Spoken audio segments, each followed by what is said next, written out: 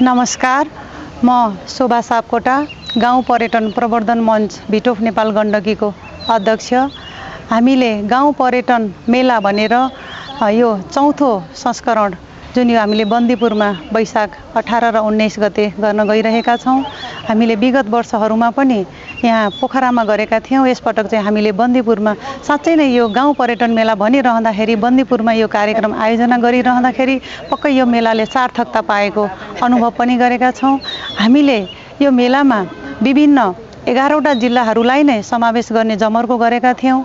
विविध कारणवश हामीले एउटा जिल्लालाई मात्रै समावेश गर्न नसकेर हामीले 10वटा जिल्लालाई यो मेलामा समावेश गर्न सफल पनि भएका छौँ। यो मेलामा हामीले ग्रामीण भेगमा उत्पादन भएका अर्ग्यानिक चिजहरूको पनि हामीले स्टलमा राखेर हामीले सो गर्नेछौँ।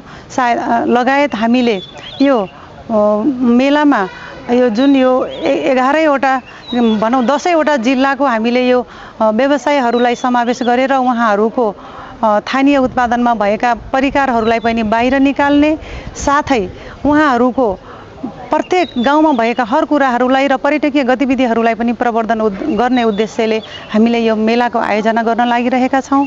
यहाँ सम्पूर्ण दाजुभाइ तथा दिदीबहिनीहरूलाई मैले यो मेला अध्ययन अवलोकन गर्नको लागि मैले सम्पूर्णलाई चुलै निम्तो गर्न चाहन्छु। कृपया वैशाखको 18 र 19 गते बन्दीपुर जाउँ र यो मेलालाई भव्य रूपमा सफल पारौँ। धन्यवाद।